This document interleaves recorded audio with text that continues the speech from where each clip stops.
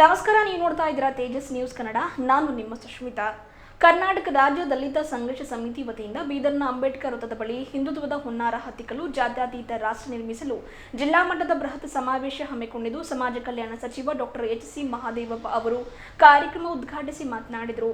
ಭಾರತದ ಸಂವಿಧಾನ ಶ್ರೇಷ್ಠವಾದದ್ದು ಎಂದು ಒಂದು ವಿಶ್ವಸಂಸ್ಥೆ ಮೆಚ್ಚುಗೆಯನ್ನು ವ್ಯಕ್ತಪಡಿಸಿದೆ. ಆದರೆ ಭಾರತೀಯರಾದ ನಾವುಗಳು ಅದನ್ನ ಪ್ರಶ್ನೆ ಮಾಡ್ತಾ ಇದ್ದೇವೆ ಎಂದು ಎಚ್.ಸಿ. ಮಹದೇವಪ್ಪ ಅವರು ಮಾತನಾಡಿ ಬೇಸರವನ್ನು ವ್ಯಕ್ತಪಡಿಸಿದರು. ಸ್ವಾತಂತ್ರ್ಯ ಭಾರತದ ಸಮಸ್ತ ಪ್ರಜೆಗಳಿಗೆ ಪ್ರಜಾಪ್ರಭುತ್ವದ ದೀಕ್ಷೆಯನ್ನು ನೀಡಿ ಸರ್ವರು ಸಮಾನರು, ಸರ್ವರಿಗೂ ಸಮಾನ ಪ್ರಗತಿ, ಸರ್ವರಿಗೂ ಸಮಾನ ರಕ್ಷಣೆಯನ್ನ ಸಂವಿಧಾನ ಕೊಟ್ಟಿದೆ.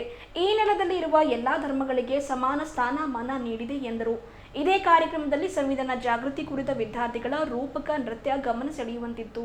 ಈ ನೆಲಕ್ಕೆ ಅಂಟಿಕೊಂಡಿರುವ ಬಡತನ, ಅಸಮಾನತೆ ತೊಲಗಿಸಲು ಎಲ್ಲರೂ ಪ್ರಾಮಾಣಿಕವಾಗಿ ಶ್ರಮಿಸಬೇಕಾಗಿದೆ ಎಂದರು. ಸಂವಿಧಾನದ ಪೀಠಿಕೆ ನಮಗೆ ಪ್ರತಿದಿನ ಬದುಕಿನ ಪ್ರಗತಿಯನ್ನು ತಿಳಿಸಿಕೊಡುತ್ತದೆ. ಸಂವಿಧಾನ ಜಾರಿಗೆ ಬಂದು 75 ವರ್ಷ ಪೂರೈಸಿರುವುದರಿಂದ ವಿದ್ಯಾರ್ಥಿಗಳಿಗೆ, ಗ್ರಾಮೀಣ ಭಾಗದ ಜನರಿಗೆ ಅದರ ಬಗ್ಗೆ ಅರಿವು ಮೂಡಿಸಲಾಗುತ್ತಿದೆ, ಅದರ ಮಹತ್ವ ಸಾರಲಾಗುತ್ತಿದೆ ಎಂದರು. ಜಿಲ್ಲಾ ಉಸ್ತುವಾರಿ ಸಚಿವ ಈಶ್ವರ್ ಬಿ ಖಂಡ್ರೆ ಅವರು ಮಾತನಾಡಿ, 12ನೇ ಶತಮಾನದಲ್ಲಿ ಸಮಾಜಕ್ಕಾಗಿ ವಚನ ಸಾಹಿತ್ಯದ ಮೂಲಕ ಸಂಘರ್ಷ ಮಾಡಿದ ಬಸವಣ್ಣನವರಿಗೆ ಸಾಂಸ್ಕೃತಿಕ ನಾಯಕನೆಂದು ಸರ್ಕಾರ ಘೋಷಣೆ ಮಾಡಿದೆ. ಗ್ಯಾರಂಟಿಗಳ ಮೂಲಕ ಬಡ ಜನರಿಗೆ ಸರ್ಕಾರ ಆಶಾಕಿರಣವಾಗಿದೆ ಎಂದು ತಿಳಿಸಿದರು. ಸಂವಿಧಾನ ಓದಿ ರಾಜಕಾರಣ ಮಾಡಬೇಕು, ಬಲಿಷ್ಠ ರಾಷ್ಟ್ರ ನಿರ್ಮಾಣ ಮಾಡಬೇಕು, ಧರ್ಮ ರಾಜಕಾರಣ ಕೈ ಬಿಡಬೇಕು ಎಂದು ಈಶ್ವರ್ ಬಿ ಖಂಡ್ರೆ ಅವರು ಮಾತನಾಡಿ ತಿಳಿಸಿದರು. ದಲಿತ ಸಂಘರ್ಷ ಸಮಿತಿಯ ರಾಜ್ಯ ಸಂಚಾಲಕ ಡಿ.ಜಿ. ಸಾಗರ್ ಅವರು ಮಾತನಾಡಿ, ಎಲ್ಲಾ ಧರ್ಮಗಳು ಒಳ್ಳೆಯ ಕಾರ್ಯ ಮಾಡಿ ಎಂದು ಹೇಳಿಕೊಟ್ಟಿದೆ. ಆದರೆ ಕೆಲ ಮನಸ್ಥಿತಿಗಳು ಅಸಮಾನತೆ ಸೃಷ್ಟಿಸುತ್ತಿದೆ.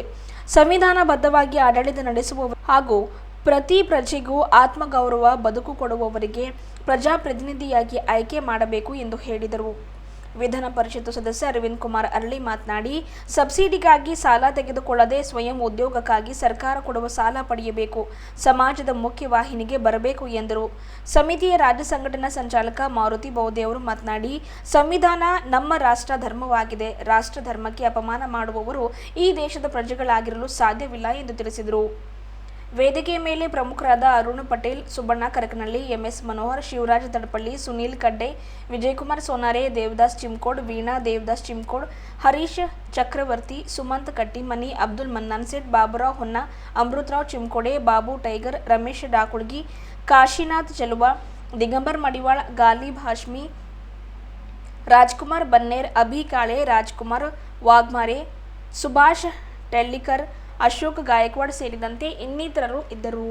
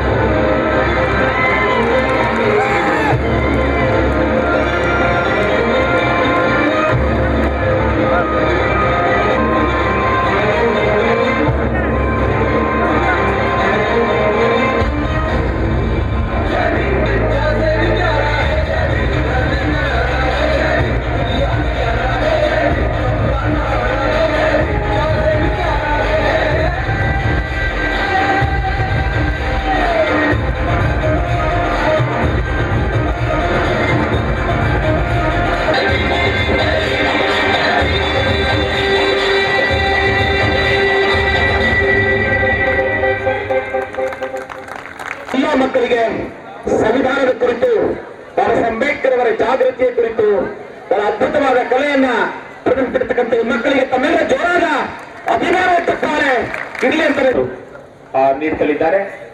ಹಾಗೆ ಲಕ್ಷ್ಮಿ ಫೌಂಡೇಶನ್ ರವರು ಕೂಡ ಈ ಕಿರುನಾಟಕವನ್ನ ಮೆಚ್ಚಿ 5,000 ರೂಪಾಯಿಯನ್ನ ಈ ಮಕ್ಕಳಿಗಾಗಿ ಬಹುಮಾನವನ್ನು ನೀಡಲಿದ್ದಾರೆ.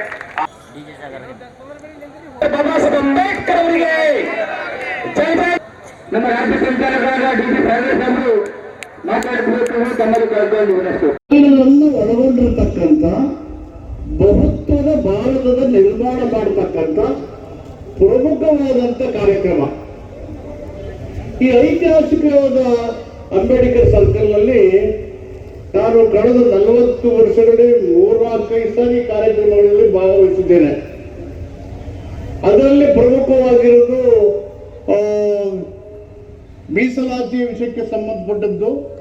It is influenced by Baba Saheb Ambedkar, it is influenced by ಬಸವಣ್ಣನ ಇನ್ಫ್ಲೂಯೆನ್ಸ್ ಇದೆ, ಅಂಬೇಡ್ಕರ್ ಅವರ ಇನ್ಫ್ಲೂಯೆನ್ಸ್ ಇದೆ. ಅವರಿಬ್ಬರ ಪ್ರೇರಣೆ ಪ್ರಜಾಪ್ರಭುತ್ವವನ್ನು ಬಲಪಡಿಸ್ತಕ್ಕಂಥ ಪ್ರೇರಣೆ ಶಕ್ತಿ ಇದು. ಸ್ಟ್ರೆಂಥನಿಂಗ್ ಡೆಮಾಕ್ರಸಿ ಅಂದ್ರೆ ಜನರ ಬದುಕಿಗೆ, ಜನರ ಅಭಿವೃದ್ಧಿಗೆ, ಜನರ ಹಿತಕ್ಕೆ, ಅವರ ಹಕ್ಕುಗಳ ರಕ್ಷಣೆಗೆ ಮೀಸಲಾಗಿರ್ತಕ್ಕಂಥ ಪ್ರಜಾಪ್ರಭುತ್ವವನ್ನ ರಕ್ಷಿಸುವ ಪ್ರಜಾಸತ್ತಾತ್ಮಕ ನಡೆಗಳ ಮೂಲಕ ಜನರ ಗೌರವವನ್ನ, ಘನತೆಯನ್ನ, ಹಕ್ಕುಗಳನ್ನ ಎತ್ತಿ ಹಿಡಿಯುವಂತ ಮಹಾನ್ ಪ್ರೇರಣಾ ಶಕ್ತಿಯ ಕೇಂದ್ರ ಇದು. ಇವತ್ತು ಹಿಂದುತ್ವದ ಹುನ್ನಾರ, ಹಿಂದೂ ಧರ್ಮದ ಹುನ್ನಾರ ಅಲ್ಲ, ಹಿಂದುತ್ವದ ಹುನ್ನಾರ. Hindu is different, Hinduism is different. Hindutva ಅಂದ್ರೆ ಧರ್ಮದ ಪ್ರಚೋದನೆಗಳು, ಕಲ್ಚರಲ್, ಇಮೋಷನಲ್, ಸ್ಪೀಕ್, ಸಾಂಸ್ಕೃತಿಕವಾಗಿ ಸೂಕ್ಷ್ಮ ಮತ್ತು ಭಾವನಾತ್ಮಕ ವಿಚಾರಗಳನ್ನ ಶತಮಾನದಿಂದ ಶೋಷಣೆ ಮತ್ತು ತುಳಿತಕ್ಕೆ ಒಳಗಾಗಿರ್ತಕ್ಕಂಥ ಜನರ ಮನಸ್ಸಿಗೆ ಪದೇ ಪದೇ ಧರ್ಮದ ಅಭಿಮಗಳನ್ನು ತುಂಬುತ್ತಾ ಅಧರ್ಮದ ಮಾರ್ಗಗಳಿಗೆ ಎಳೆಯುವ ನೀಡತಕ್ಕಂಥ ಜನರನ್ನು ಪ್ರೇರಣೆ ಮಾಡತಕ್ಕಂಥ ಹುನ್ನಾರಗಳಿಂದ ನಾವೆಲ್ಲರೂ ಮುಕ್ತಿಯನ್ನು ಪಡೆಯಬೇಕು. ಚಾಣಕ್ಯನ ಕಾಲದಲ್ಲಿ ವರ್ಣಾಶ್ರಮ ಧರ್ಮ, ಮೊಘಲರ ಕಾಲದಲ್ಲಿ ಜಾತಿಯ ಉಲ್ಲೇಖನೆ, ಬ್ರಿಟಿಷರ ಕಾಲದಲ್ಲೂ ಜಾತಿಯ ಉಲ್ಲೇಖನೆ, ಈಗಲೂ ಜಾತಿಯ ಉಲ್ಲೇಖನೆ. ಅದರ ಸ್ವಾತಂತ್ರ್ಯದ ಉದ್ದೇಶಗಳು, ಸಂವಿಧಾನದ ಆಶಯಗಳು, ಬಸವನ ಕಲ್ಯಾಣ ರಾಜ್ಯದ ಸ್ಥಾಪನೆಯ ಉದ್ದೇಶ ಜಾತಿ ವಿನಾಶ. ರಾಷ್ಟ್ರಕ್ಕೆ ಸ್ವಾತಂತ್ರ್ಯ ಸಿಕ್ಕಿ ನಮ್ಮದೇ ಆದಂತಹ ಸಂವಿಧಾನವನ್ನು ಅಳವಡಿಸಿಕೊಂಡು ಅದನ್ನು ಜಾರಿಗೆ ತಂದು 75 ವರ್ಷಗಳು ಆಗ್ತಾ ಬಂದಿದೆ. ಈ 75 ವರ್ಷಗಳಲ್ಲಿ ಬಹಳಷ್ಟು ಬದಲಾವಣೆ ಆಗಿದೆ. ಸಾಮಾಜಿಕ, ಆರ್ಥಿಕ, ಶೈಕ್ಷಣಿಕ, ಔದ್ಯೋಗಿಕ, ಕೃಷಿಯಲ್ಲಿ, ವಿಜ್ಞಾನದಲ್ಲಿ, ತಂತ್ರಜ್ಞಾನದಲ್ಲಿ ಬಹಳಷ್ಟು ಪ್ರಗತಿಯನ್ನು ಸಾಧಿಸಿದ್ದೇವೆ. ಇಡೀ ಜಗತ್ತೇ ಬೆಚ್ಚಿ ಬೀಳುವಂತಹ ರೀತಿಯಲ್ಲಿ. ಅದಕ್ಕೆಲ್ಲ ಮುಖ್ಯವಾದಂತಹ ಕಾರಣ ಅಂತ ಹೇಳಿದ್ರೆ ಇವತ್ತು ನಮಗೇನು ಮಾನವತಾವಾದಿ ಡಾಕ್ಟರ್ ಬಾಬಾ ಸಾಹೇಬ್ ಅಂಬೇಡ್ಕರ್ ಅವರು ಈ ಲಿಖಿತವಾದಂತಹ ಒಂದು ಸಂವಿಧಾನವನ್ನು ಕೊಟ್ಟಿದ್ದಾರೆ. ಅದಕ್ಕಾಗಿ ನಾವೆಲ್ಲ ಜಗತ್ತಿನಲ್ಲಿ ತಲೆ ಎತ್ತಿ ಮೆರೆಯುವಂತ ಒಂದು ಕೆಲಸ ನಾವು ಮಾಡ್ತಾ ಇದ್ದೇವೆ, ನಡೀತಾ ಇದೆ. ಆತ್ಮೀಯ ಬಂಧುಗಳೇ, ಇವತ್ತೇನು ನಾವು ಸಂವಿಧಾನ ಜಾಗೃತಿ ಜಾಥಾ ಮಾಡಿದ್ದೇವೆ ನಮ್ಮ ಸರ್ಕಾರದ ವತಿಯಿಂದ. ನಾನೇ ಉಸ್ತುವಾರಿ ಸಚಿವನಾಗಿ ಇದೇ ನೆಹರು ಮಂದಿರದಲ್ಲಿ ಅದಕ್ಕೆ ಚಾಲನೆ ಕೊಟ್ಟಿದ್ದೇನೆ. ನಾವು ಮೊನ್ನೆ ಇದಕ್ಕಿಂತ ಪೂರ್ವದಲ್ಲಿ ಬೆಂಗಳೂರಿನಲ್ಲಿ ನಾವೆಲ್ಲ ಕೂಡಿ ಸಂವಿಧಾನದ ಪೀಠಕ್ಕೆ ಮುಖ್ಯಮಂತ್ರಿಯವರು ಸೇರಿಕೊಂಡು, ಮಾದೇವಪ್ಪರು ಸೇರಿಕೊಂಡು ಇವತ್ತು ವಿಧಾನಸೌಧ ಮೆಟ್ಟಿಲಿನ ಮೇಲೆ ಅದನ್ನು ಪೀಠಿಕೆಯನ್ನು ಓದಿದ್ದೇವೆ. ಅದರ ಉದ್ದೇಶ ಏನಪ್ಪಾ ಅಂತ ಹೇಳಿದ್ರೆ, ಪ್ರಸ್ತುತ ಇವತ್ತು ಕೇಂದ್ರ ಸರ್ಕಾರ ಇದೆ, ಕೆಲವೊಂದು ಕೋಮುವಾದಿ ಸಂಘಟನೆಗಳಿದ್ದಾವೆ, ಇವೆಲ್ಲವೂ ಸೇರಿ ಇವತ್ತು ಸಂವಿಧಾನವನ್ನು ಇವತ್ತು ಅದಕ್ಕೆ ಅಪಚಾರ ಮಾಡುವಂತಹ ರೀತಿಯಲ್ಲಿ, ಬದಲಾವಣೆ ಮಾಡುವಂತಹ ರೀತಿಯಲ್ಲಿ ಹುನ್ನಾರ ಮಾಡ್ತಾ ಇದ್ದಾರೆ. ಅದಕ್ಕೆ ತಡೆ ಹಿಡಿಬೇಕು, ಅದಕ್ಕೆ ಇವತ್ತು ದಿಗ್ಬಂಧನ ಹಾಕಬೇಕು. ಅದು ಯಾರಿಂದಲೂ ಸಾಧ್ಯ ಇಲ್ಲ ಅನ್ನುವಂತ ರೀತಿಯಲ್ಲಿ ಇವತ್ತು ಯಾವ ರೀತಿಯಲ್ಲಿ ನಮ್ಮ ದೇಶದ ಅಭಿವೃದ್ಧಿ ಆಗ್ಬೇಕಾಗಿದೆ ಆಗಿದೆ. ಅದಕ್ಕೆ ಭದ್ರವಾದಂತ ಒಂದು ಅಡಿಪಾಯ ಇವತ್ತು ರಾಜಕೀಯ ನ್ಯಾಯ, ಸಾಮಾಜಿಕ ನ್ಯಾಯ, ಆರ್ಥಿಕ ನ್ಯಾಯ ಒದಗಿಸುವಂತದ್ದು ಸಂವಿಧಾನದಲ್ಲಿ ಇವತ್ತೆಲ್ಲ ಒದಗಿದೆ. ಇವತ್ತು ಪ್ರತಿಯೊಬ್ಬ ಪ್ರಜೆಯು ತಮ್ಮ ತಮ್ಮ ಧರ್ಮದ ಆಚರಣೆ, ಉಪಾಸನೆ, ಅವನು ಇವತ್ತು ಪೂಜೆ ಆಗಲಿ ಎಲ್ಲವನ್ನು ಸ್ವತಂತ್ರವಾಗಿ ಮಾಡಬಲ್ಲನು ಅನ್ನುವಂಥದ್ದು. ತಮ್ಮ ವೃತ್ತಿಯಲ್ಲಿ ಬೇಕು ಅಲ್ಲಿ ವೃತ್ತಿಯನ್ನು ಮಾಡಬಹುದಂಥದ್ದು. ಇವತ್ತು ಅಭಿವ್ಯಕ್ತಿ ಸ್ವಾತಂತ್ರ್ಯ, ವ್ಯಕ್ತಿ ಸ್ವಾತಂತ್ರ್ಯ, ಶ್ರಮ ಗೌರವ, ಇವತ್ತು ಎಲ್ಲಾ ರೀತಿಯಲ್ಲಿ ಸಮಾಜ ನಿರ್ಮಾಣ ಮಾಡುವಂತಹ ರೀತಿಯಲ್ಲಿ ಭ್ರಾತೃತ್ವವನ್ನು, ಸಹೋದರತ್ವವನ್ನು ಬೆಳೆಸುವಂತದ್ದು, ಈ ದೇಶದ ಏಕತೆ, ಅಖಂಡತೆ, ಸಾಮರಸ್ಯವನ್ನು ಕಾಪಾಡಿಕೊಂಡು ಹೋಗುವಂತದ್ದು. ಪ್ರತಿಯೊಬ್ಬರಿಗೂ ಸ್ವಾತಂತ್ರ್ಯ ಇರಲಿ, ಅದರ ಜೊತೆಯಲ್ಲಿ ಜವಾಬ್ದಾರಿ ಮಾಡಿಕೊಡುವಂತ ಒಂದು ರೀತಿಯಲ್ಲಿ ಇಡೀ ದೇಶಕ್ಕೆ ಅಷ್ಟೇ ಅಲ್ಲ ಜಗತ್ತಿಗೆ ಮಾದರಿಯಾದಂಥದ್ದು. ಎಲ್ಲಾ ಗ್ರಂಥಗಳಿಗೆ ಅತ್ಯಂತ ಪವಿತ್ರವಾದಂತಹ ಗ್ರಂಥ ಅಂತ ಹೇಳಿದ್ರೆ ಅದು ಸಂವಿಧಾನ ಅಂತೇಳಿ ಬಹಳ ಹೆಮ್ಮೆಯಿಂದ ಹೇಳ್ಬೋದು. ಆತ್ಮೀಯ ಬಂಧುಗಳೇ, ಅವರೆಲ್ಲರ ಕನಸು ಇವತ್ತಿಗೂ ಇನ್ನೂ ಪೂರ್ತಿ ಆಗ್ಬೇಕಾಗಿದೆ. ಆದ್ರೆ ನಾವು ನೋಡ್ತಾ ಇದ್ದೀವಿ, ನೀವು ನೋಡ್ತಾ ಇದ್ದೀರಿ, ಇವತ್ತೇನು ಯಾವ ರೀತಿಯಲ್ಲಿ ಕೋಮುವಾದಿ ಶಕ್ತಿಗಳು ಮತ್ತೆ ಹುಚ್ಚೆದ್ದು ಕುಣಿತಾ ಇದ್ದಾವೆ. ಜಾತಿಗಳಲ್ಲಿ, ಧರ್ಮಗಳಲ್ಲಿ ಹೊಡೆದಾಡುವ ನೀತಿ ಅನುಸರಿಸಿ ಧಾರ್ಮಿಕ ಭಾವನೆಗಳನ್ನು ಕೆರಳಿಸಿ ಈ ದೇಶದಲ್ಲಿ ಜಾತಿ ವೈಷಮ್ಯ ದಿನೇ ದಿನೇ ಜಾಸ್ತಿ ಆಗ್ತಾ ಇದೆ, ಹಿಂಸೆ ಜಾಸ್ತಿ ಆಗ್ತಾ ಇದೆ, ದ್ವೇಷ ಜಾಸ್ತಿ ಆಗ್ತಾ ಇದೆ, ಬಡತನ ಜಾಸ್ತಿ ಆಗ್ತಾ ಇದೆ, ಅಸಮಾನತೆ ಜಾಸ್ತಿ ಆಗ್ತಾ ಇದೆ, ಬಂಡವಾಳಶಾಹಿಗಳಿಗೆ ಕುಮ್ಮಕ್ಕು ಕೊಡಲಾಗ್ತಾ ಇದೆ, ರಾಷ್ಟ್ರೀಯ ಸಂಪತ್ತು ಮಾರಾಟ ಮಾಡ್ತಾ ಇದ್ದಾರೆ, ನಿಮ್ಮ ಕಣ್ಣೆದುರುಗಡೆ ಇದೆ. ಇವತ್ತು ಜೀವನಾವಶ್ಯಕ ವಸ್ತುಗಳ ಬೆಲೆ ಗಗನಕ್ಕೇರಿದೆ. ಯಾರ ಜೇಬಿಗೆ ಕತ್ತರಿ ಬೀಳ್ತದೆ? ಬಡವರ ಜೇಬಿಗೆ ಕತ್ತರಿ ಬೀಳ್ತದೆ, ಮಧ್ಯಮ ವರ್ಗದವರ ಜಂಡಿಗೆ ಕತ್ತರಿ ಬೀಳ್ತದೆ. ಯುವಕರು ದಾರಿ ತಪ್ಪಿ ಹೋಗ್ತಾ ಇದ್ದಾರೆ. ಯುವಕರಿಗೆ ಆಸೆ ತೋರಿಸಿ 2 ಕೋಟಿ ಉದ್ಯೋಗ ಕೊಡ್ತೀವಿ ಅಂತ ಹೇಳಿ ಇವತ್ತು ಉದ್ಯೋಗ ಕೊಡೋದಂತೂ ಅತ್ತೆ ಹೋಯ್ತು, ಉದ್ಯೋಗ ಕಸಿದುಕೊಳ್ಳುವಂತದ್ದು ನಾವು ನೋಡ್ತಾ ಇದ್ದೇವೆ. ಇವತ್ತೇನು ಹಿಂದಿನ ನಾಯಕರುಗಳು ಏನು ಈ ರಾಷ್ಟ್ರದ ಇವತ್ತೇನು ಆಸ್ತಿಯನ್ನು ಮಾಡಿಕ್ಕಿದ್ರು, ಏರ್ಪೋರ್ಟ್ಗಳು ಮಾರಾಟಕ್ಕಿದ್ದಾವೆ, ಬಂದರುಗಳು ಮಾರಾಟಕ್ಕಿದ್ದಾವೆ, ನವರತ್ನ ಕಂಪನಿಗಳು ಹೇಳ್ತಾ ಇದ್ದೀವಿ ಅವು ಮಾರಾಟಕ್ಕಿದ್ದಾವೆ, BSNL ಹಾಳಾಗಿ ಹೋಯ್ತು.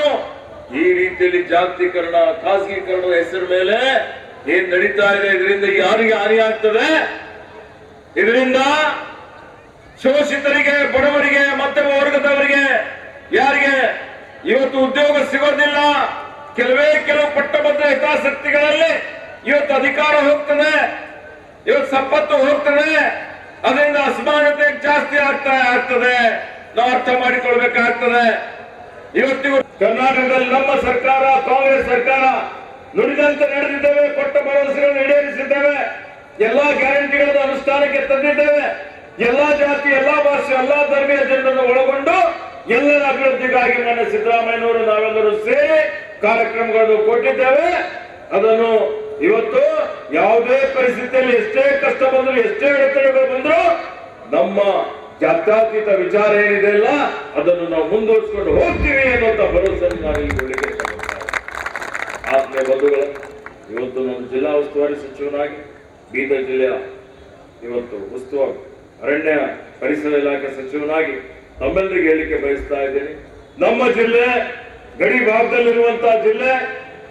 ಈ ಜಿಲ್ಲೆಯಲ್ಲಿ ಬರೀ ದಲಿತರು, ಶೋಷಿತರು, ಹಿಂದುಳಿದವರು ಅಷ್ಟೇ ಇಲ್ಲ, ರೈತರಿದ್ದಾರೆ, ಕೃಷಿಕರಿದ್ದಾರೆ, ಕಾರ್ಮಿಕರಿದ್ದಾರೆ, ಬಡವರಿದ್ದಾರೆ, ಎಲ್ಲಾ ವರ್ಗದ ಬಡತನ ಕೆಳಗಡೆ ಇರುವಂತಹ ಜನರು ನಾವೆಲ್ಲರೂ ಸೇರಿ ಒಗ್ಗಟ್ಟಾಗಿ ಒಂದು ಒಕ್ಕೂಟವನ್ನು ಮಾಡಿಕೊಂಡು ಒಂದೇ ವೇದಿಕೆಯ ಮೇಲೆ ಬಂದು ಇನ್ನು ಹೆಚ್ಚಿನ ರೀತಿಯಲ್ಲಿ ಸಾಮಾಜಿಕ, ಆರ್ಥಿಕ, ಶೈಕ್ಷಣಿಕ ಅಭಿವೃದ್ಧಿ ಆಗುವಂಥದ್ದು ಬಹಳ ಅವಶ್ಯಕತೆ ಇದೆ.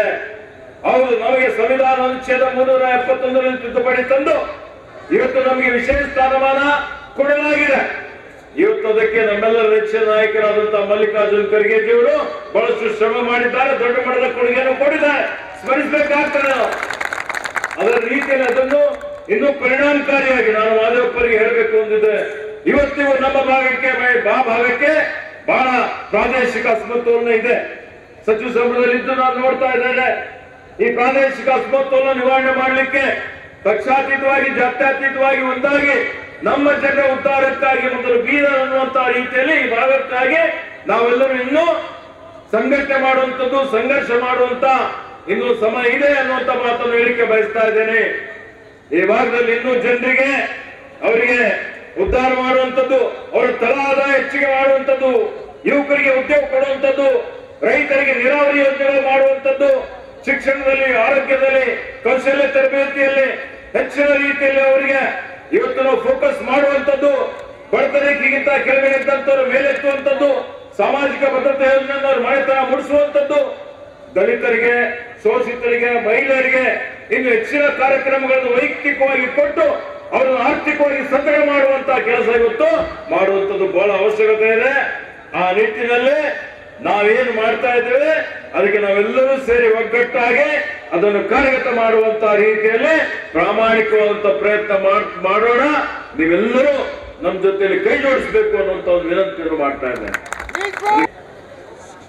ಮಾರುತಿ ಬಹುದೇವರು ಕರ್ನಾಟಕ ರಾಜ್ಯ ದಲಿತ ಸಂಘರ್ಷ ಸಮಿತಿಯ ಬೀದರ್ ಜಿಲ್ಲೆಯ ಶಾಖೆಯಿಂದ ಅವರು ಇಲ್ಲಿ ಅತ್ಯಂತ ಉತ್ತಮವಾಗಿ ಮತ್ತು ಸಹಸ್ರಾರು ಸಂಖ್ಯೆಯಲ್ಲಿ ಈ ಒಂದು ಜನರನ್ನ ಈ ಮಹತ್ವವಾಗಿರ್ತಕ್ಕಂಥ ಕಾರ್ಯಕ್ರಮಕ್ಕೆ ಸೇರಿಸುವುದರ ಮುಖಾಂತರ ಬಹಳಷ್ಟು ಇದಕ್ಕೆ ಒಂದು ಹೆಮ್ಮೆ ತರ್ತಕ್ಕಂಥ ಕಾರ್ಯಕ್ರಮವನ್ನು ಮಾಡಿದ್ದಾರೆ. ಹಾಗಾಗಿ ವೇದಿಕೆ ಮೇಲೆ ಆಸೀನರಾಗಿರ್ತಕ್ಕಂಥ ಸ್ನೇಹಿತರಾಗಿರ್ತಕ್ಕಂಥ ಚುಂಕೋಡೆ ಅವರೇ, MNC ಅವರಾಗಿರ್ತಕ್ಕಂಥ ಅರಳಿಯವರೇ ಮತ್ತು ರಾಜ್ಯ ಸಂಘಟನಾ ಸಂಚಾಲಕರಾಗಿರ್ತಕ್ಕಂಥ ಮಾರುತಿ ಬಹುದೇವರೇ ಮತ್ತು ಜಿಲ್ಲಾ ಸಂಚಾಲಕರಾಗಿರ್ತಕ್ಕಂಥ ಅರುಣ್ ಪಟೇಲ್ ಅವರೇ ಮತ್ತು ಗುಲ್ಬರ್ಗ ಜಿಲ್ಲೆಯಿಂದ ಬಂದಿರತಕ್ಕಂಥ ಎಲ್ಲ ಸುರೇಶ್ ಹಾದಿಮನಿ ಅವರೇ, S ಶಂಕರ್ ಅವರೇ, BC ವಾಲಿ ಅವರೇ, ಸಾಹಿತಿಗಳು ಮತ್ತು ದಲಿತ ಸಂಘರ್ಷ ಮಾರ್ಗದರ್ಶಕರಾಗಿರ್ತಕ್ಕಂಥ ಸುಳ್ಳದವರೇ ಮತ್ತು ಯಾದಗಿರಿಯಿಂದ ಜಿಲ್ಲೆಯಿಂದ ಬಂದಿರತಕ್ಕಂಥ ಸಂಚಾಲಕರಾಗಿರ್ತಕ್ಕ ಶಿವಪುತ್ರ ಅವರೇ ಮತ್ತು ವಿಶೇಷವಾಗಿ ವಿಜಯಪುರ ಜಿಲ್ಲೆಯಿಂದ ಬಂದಿರತಕ್ಕಂಥ ಸ್ನೇಹಿತರು ಮತ್ತು YC ಮಯೂರ್ ಅವರೇ, ಇನ್ನೂ ಅನೇಕ ಒಂದು ದಲಿತ ಸಂಘರ್ಷ ಸಮಿತಿಯ ಪ್ರಮುಖರು, ಕಾರ್ಯಕರ್ತರು ಈ ಸಮಾರಂಭದಲ್ಲಿ ಭಾಗವಹಿಸಿದ್ದಾರೆ. ಇಂಥ ಒಂದು ಕಾರ್ಯಕ್ರಮದಲ್ಲಿ ಸಂವಿಧಾನವನ್ನ ನಮ್ಮ ದೇಶ ಸಮರ್ಪಣೆ ಮಾಡಿಕೊಂಡು ನಾವು ಇವತ್ತು ನಮ್ಮ ರಾಷ್ಟ್ರವನ್ನ ಮತ್ತು ನಮ್ಮ ರಾಷ್ಟ್ರ ಮತ್ತು ದೇಶ ಅಂತಂದ್ರೆ ಕೇವಲ ಕಲ್ಲು ಮುಳ್ಳುಗಳಿಂದ ಸೇರಿರ್ತಕ್ಕಂಥ ಗುಡ್ಡುಗಾಡುಗಳಿಂದ ನದಿಗಳ ಸೇರಿರ್ತಕ್ಕಂಥ ದೇಶ ಅಲ್ಲ. ಆ ದೇಶದಲ್ಲಿ ವಾಸ ಮಾಡ್ತಕ್ಕಂಥ ಸಮಸ್ತ ಜನರ ಸಾಮಾಜಿಕ, ಆರ್ಥಿಕ, ಶೈಕ್ಷಣಿಕ ಮತ್ತು ಅವರ ಅಭಿವೃದ್ಧಿಯನ್ನ, ಅವರ ಬೆಳವಣಿಗೆಯನ್ನ ಮತ್ತು ಅವರ ಒಂದು ಶಕ್ತಿಯನ್ನ ರಾಷ್ಟ್ರಕ್ಕೆ ಸಮರ್ಪಣೆ ಮಾಡಿರ್ತಕ್ಕಂಥದ್ದು ಎಲ್ಲನೂ ಕೂಡ ಮೌಲ್ಯಮಾಪನ ಮಾಡಬೇಕಾಗ್ತದೆ. ಇಂತಹ ಸಂದರ್ಭದಲ್ಲಿ ನಮ್ಮ ಸಮಾಜ ಅಸಮಾನತೆ ವ್ಯವಸ್ಥೆಯಿಂದ ಕೂಡಿರ್ತಕ್ಕಂಥ ಸಮಾಜ, ಜಾತಿ ವ್ಯವಸ್ಥೆಯಿಂದ ಕೂಡಿರ್ತಕ್ಕಂಥ ಸಮಾಜ, ಅಸ್ಪೃಶ್ಯತೆಯಿಂದ ಕೂಡಿರ್ತಕ್ಕಂಥ ಸಮಾಜ.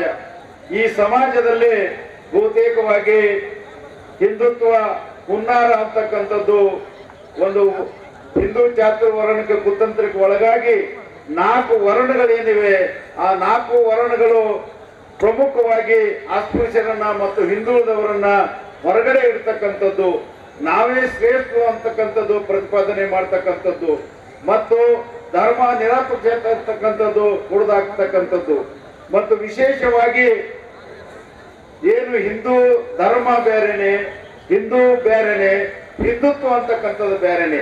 ಹಿಂದುತ್ವ ಅಂತಕ್ಕಂಥದ್ದು ಪ್ರತಿಪಾದನೆ ಮಾಡ್ತಕ್ಕಂಥದ್ದು ಬ್ರಾಹ್ಮಣಶಾಹಿ ವ್ಯವಸ್ಥೆ.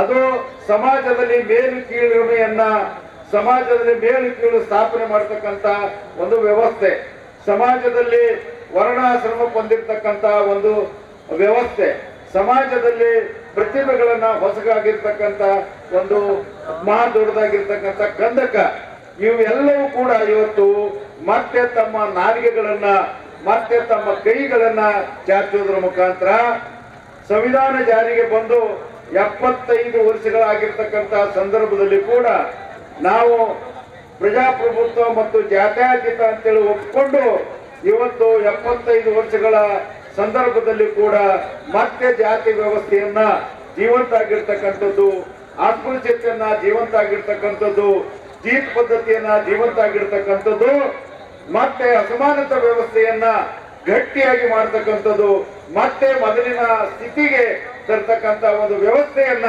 ತರ್ತಕ್ಕಂಥದ್ದು ಹಿಂದುತ್ವವಾದವನ್ನ.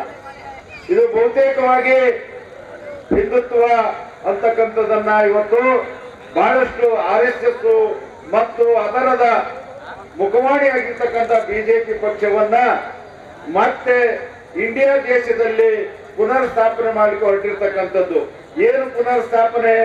ಸಂವಿಧಾನವನ್ನು ಬಾಜು ಇಟ್ಟು ಪಂಚಾಂಗವನ್ನು ತರ್ತಕ್ಕಂಥದ್ದು, ಪ್ರಜಾಪ್ರಭುತ್ವವನ್ನು ಮತ್ತು ಜಾತ್ಯತೀತ ವ್ಯವಸ್ಥೆಯನ್ನ ಖತು ಮಾಡಲಿಕ್ಕೆ ಅವರು ಸಂವಿಧಾನದಲ್ಲಿರ್ತಕ್ಕಂಥ ಎಲ್ಲ ಅಂಶಗಳನ್ನು ಕೂಡ ಇವತ್ತು ಸಮಾಜದ ಕಡೆ ನಿಜವಾದಂತ ದುರ್ಬಲ, ಹಿಂದುಳಿದ ಮತ್ತು ಬುಡಕಟ್ಟು ಇವು ಎಲ್ಲ ಜನರಿಗೆ ಸಿಗಬೇಕಾಗಿರ್ತಕ್ಕಂಥ ಹಕ್ಕುಗಳನ್ನ ಇವತ್ತು ಅದನ್ನ ಕಸಿದುಕೊಳ್ತಕ್ಕಂಥದ್ದು, ಅದನ್ನ ತೆಗೆದುಹಾಕ್ತಕ್ಕಂಥ ಮಾಡ್ತಕ್ಕಂಥ ಹುನ್ನಾರವನ್ನ ಇವತ್ತು ಕೇಂದ್ರದಲ್ಲಿ ಬಿಜೆಪಿ ಸರ್ಕಾರ ಅಂತಕ್ಕಂಥದ್ದು ಮಾಡ್ತಕ್ಕಂಥದ್ದು ನಾವು ನೆನಪಿಟ್ಕೊಳ್ಬೇಕಾಗ್ತದೆ.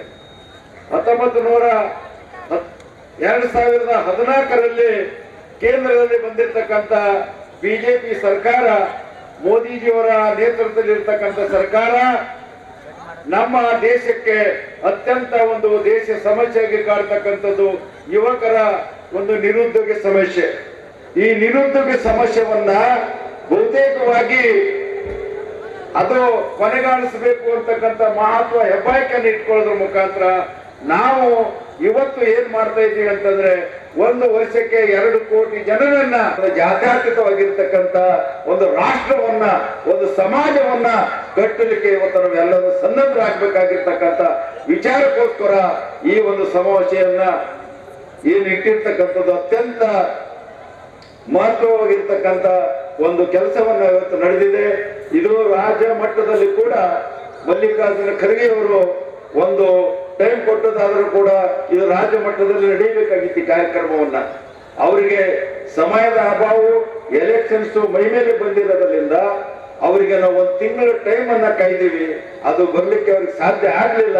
ಹಾಗಾಗಿ ಇಂಥ ಒಂದು ಸಂದರ್ಭದಲ್ಲಿ ನಾವು ನಮ್ಮ ನಾಡಿನಲ್ಲಿ ಹಿಂದುತ್ವವನ್ನ ಹಿಮ್ಮೆಟ್ಟಿಸೋಣ ಮತ್ತು ಜಾತ್ಯತೀತ ರಾಷ್ಟ್ರವನ್ನ ನಾವು ಒಂದು ಒಳ್ಳೆ ಸಮಾಜವನ್ನ ನಿರ್ಮಾಣ ಮಾಡಲಿಕ್ಕೆ, ಸಂವಿಧಾನವನ್ನ ಜಾರಿ ಮಾಡಲಿಕ್ಕೆ ಎಲ್ಲ ರೀತಿಯಾಗಿರ್ತಕ್ಕಂಥ ಸಹಕಾರ ಮಾಡೋಣ.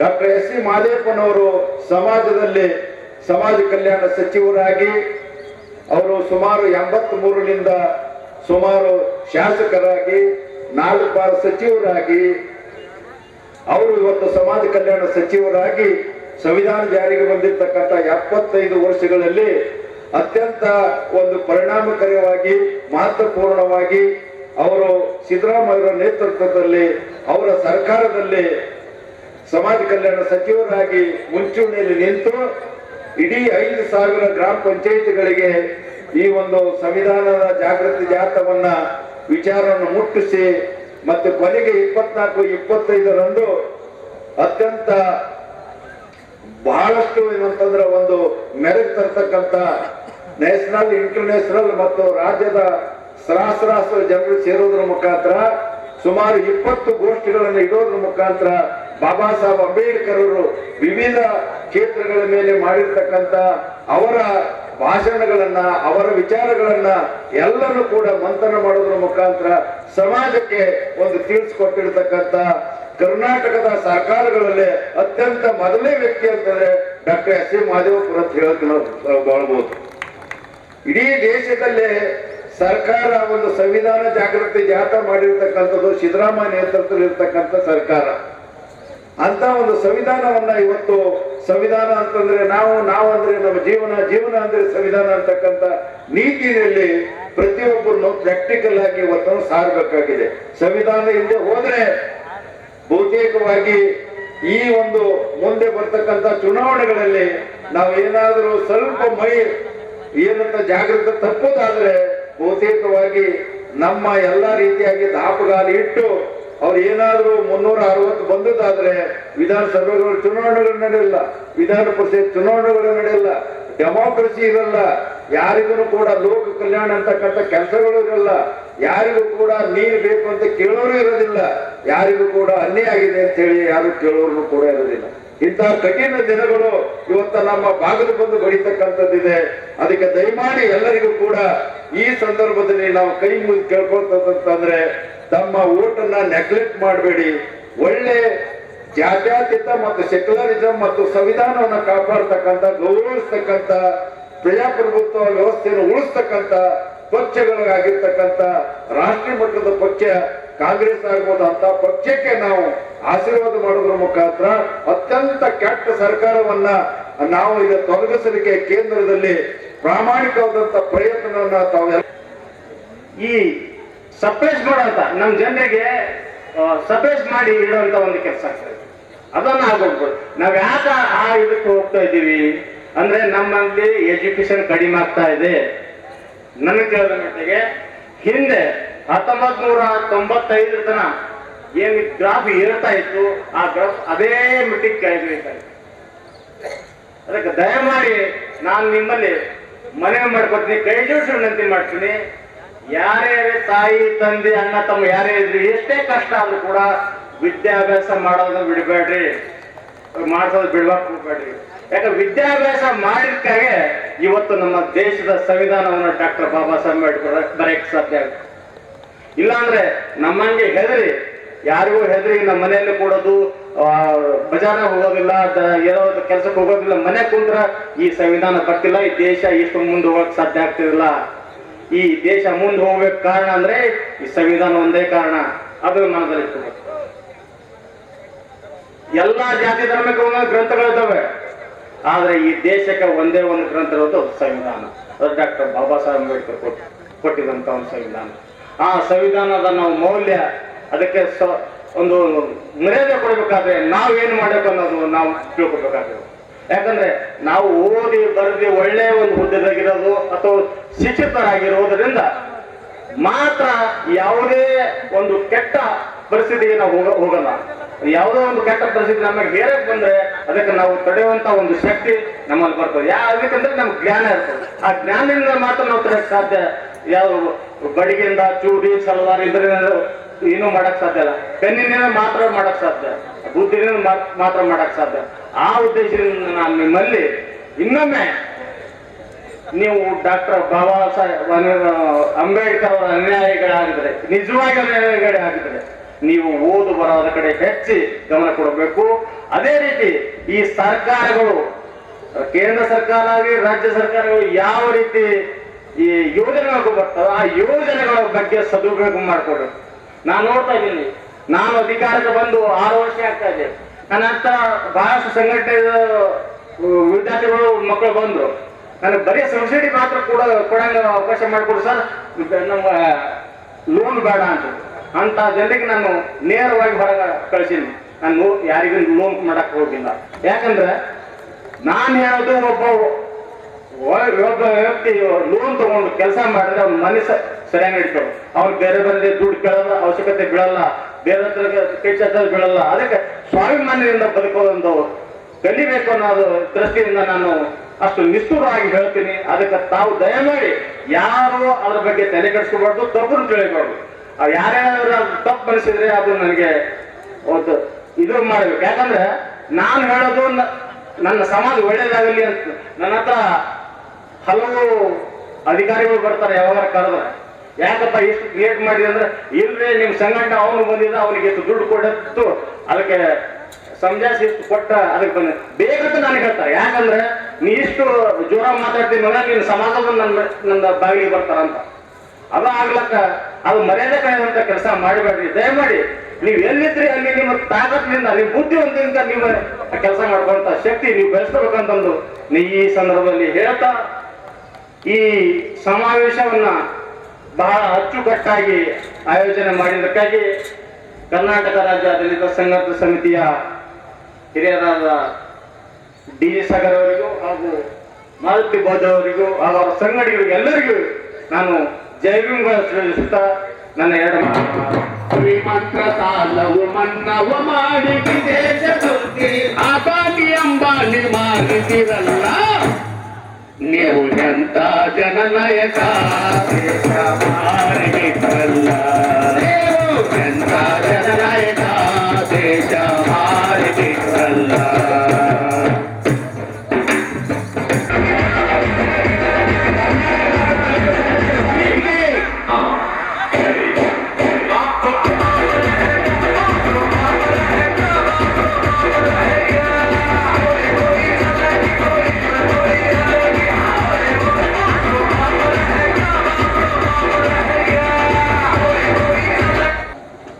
ಕರ್ನಾಟಕ ದರ್ಶನ ಸಮಿತಿಯ ಅಭಿಮಾನದ ಕಳಕಳಿಯ